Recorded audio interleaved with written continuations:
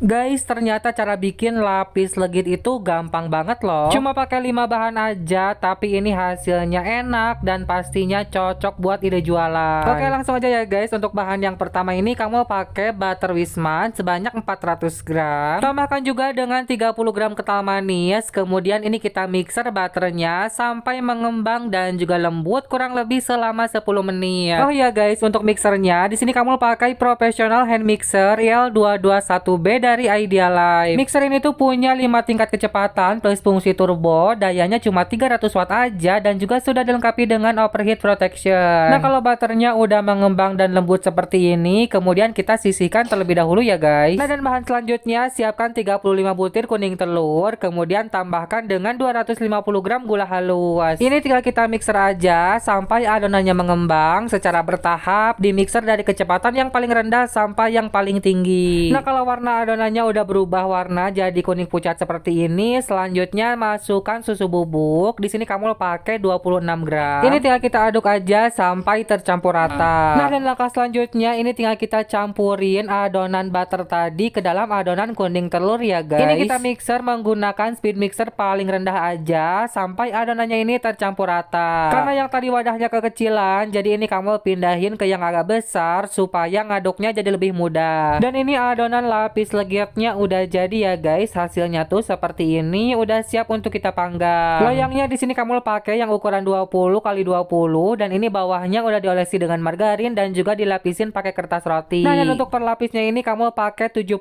gram adonan ya guys. Ini tinggal kita ratakan aja di loyang seperti ini. Jangan lupa juga untuk ovennya dipanasin terlebih dahulu ya guys. Di sini tuh kamu pakai suhu 200 derajat api atas bawah. Dan untuk lapisan pertama ini kita oven selama 3 sampai 5 menit. Nah, setelah permukaan atasnya ini kecoklatan, kemudian kita angkat. Setelah itu ini kita tekan pakai penekan lapis legit seperti ini ya guys. Jangan lupa untuk penekannya diolesin dulu pakai margarin. Kemudian lanjut ini kita tuang lapisan yang kedua. Untuk beratnya sama 70 gram. Lalu ini kita ratakan lagi, langkahnya sama seperti pertama tadi. Untuk lapisan kedua ini kita panggangnya pakai api atas aja ya guys. Dan ini kita panggang selama 3 sampai 5 menit. Pokoknya kalian bisa cek aja kalau atasnya udah coklat berarti udah mateng. Oh ya, untuk suhunya juga diturunin ya guys. Pertama tadi pakai 200 derajat. Kalau untuk lapisan kedua dan seterusnya ini kita pakai 160 derajat. Nah, ini kita ulangi lagi seperti tadi, ditekan menggunakan penekan lapis legit. Kemudian kita tuang adonan lapisan ketiga dan juga diratakan. Pokoknya kalian bisa ulangi langkah ini sampai adonannya ini habis ya guys. Ini tuh memang part yang paling